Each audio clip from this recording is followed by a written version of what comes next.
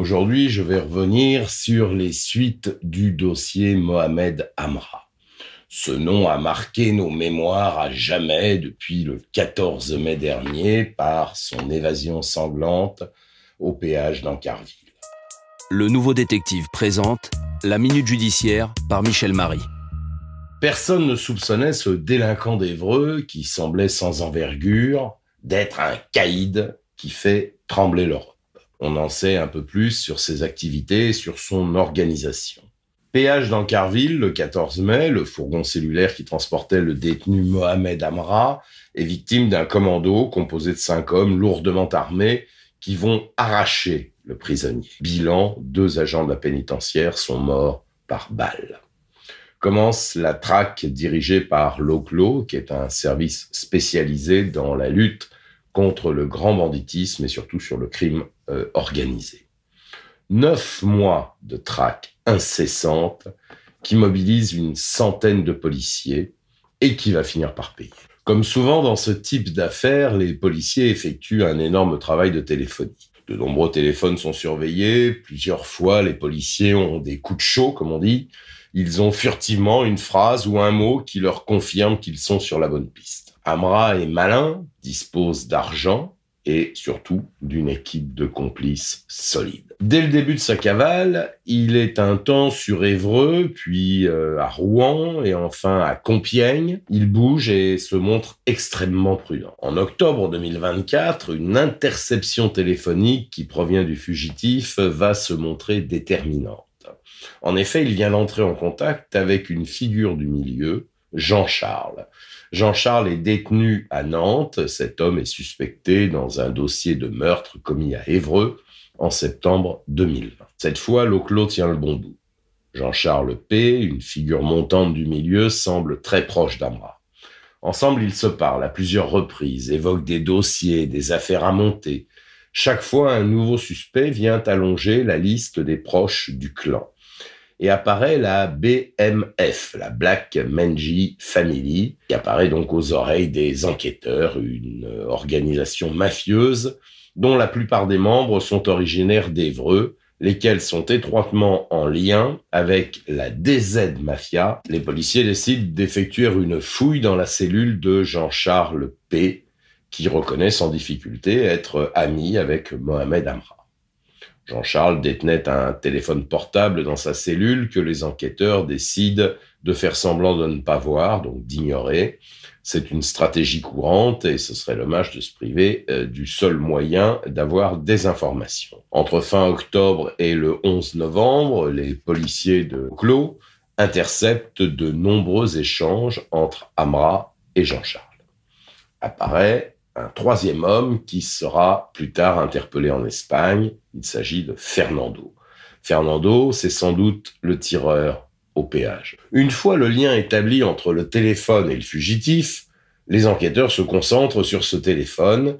Le fameux téléphone voyage de la Normandie, il part en Allemagne et part ensuite vers l'est de l'Europe. Et le 20 février, il émet en Roumanie, pas loin de Bucarest. Les policiers roumains sont mis dans la boucle, ils vont faire un travail absolument remarquable, en coopération avec l'OCLO, et en quelques heures, le fugitif le plus recherché est logé, identifié, reste plus qu'à l'intercepter. Et ce sera fait le 22 février. La police d'intervention roumaine monte un dispositif de surveillance aux abords de la résidence. Amra prend un taxi, les policiers suivent ce véhicule qui se dirige vers un salon de coiffure. Plusieurs policiers lui sautent dessus, fin de sa cavale. Pendant ces 9 mois, les policiers ont reconstitué la quasi-intégralité des éventuels complices de Mohamed Amra.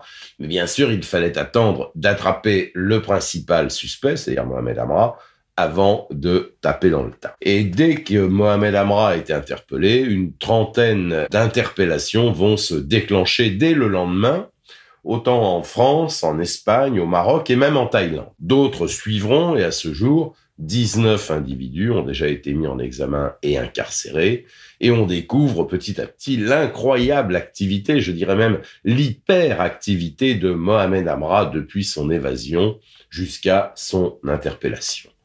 Projet d'enlèvement d'un rappeur, trafic de stup à un très haut niveau, assassinat, extorsion de fonds. Cela démontre, une fois encore, qu'il a été très largement sous-évalué. On l'imaginait terré dans une planque minable, pas du tout. Il a fait preuve d'un aplomb absolument déconcertant et il a poursuivi ses activités criminelles comme si de rien n'était. Hyperactif, je disais, c'est lui qui crée des groupes de discussion sur Signal. Ils avaient chacun des codes. Il y avait Joe Dalton, ça c'était Mohamed Amra, ou Cardio, ou Lenard, probablement de narcotrafiquants.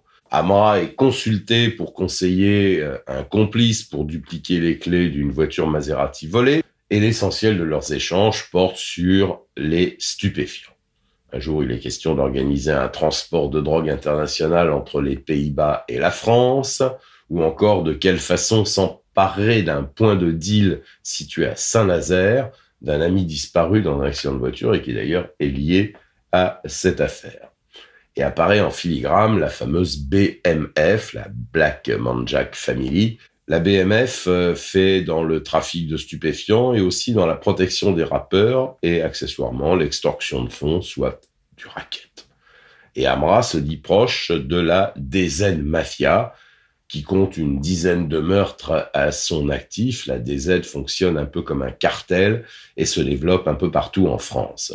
Elle s'empare par la force ou elle s'allie avec des trafiquants déjà en place.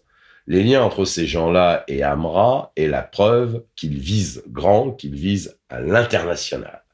Jean-Charles et Amra parlent d'importation massive de cocaïne en région parisienne provenant de Hollande. Ils évoquent aussi des plans d'extorsion de fonds, l'enlèvement d'un rappeur connu. Sur ce point, une source proche du dossier ne confirme pas, évoque plutôt un délire, enfin en tout cas un projet non abouti. Amra affirme disposer de la logistique pour mener à bien ce projet criminel, alors qu'il est lui-même activement recherché par toutes les polices de France. Il donne des conseils pour réussir les règlements de compte. Dans ses conversations, enfin, il évoque 3 assassinats, dont un où un innocent a été tué, on l'avait évoqué, à Marseille. Je vais m'arrêter là pour aujourd'hui, même si je pense que je pourrais encore vous en parler pendant des heures. Voilà, c'était ma minute judiciaire du nouveau détective, un peu longue, un peu plus longue en tout cas que d'habitude, mais il y a tant à dire. Je vous dis à la semaine prochaine pour un nouveau dossier. C'était la minute judiciaire par Michel Marie avec le nouveau détective, numéro 1 sur les faits divers en France.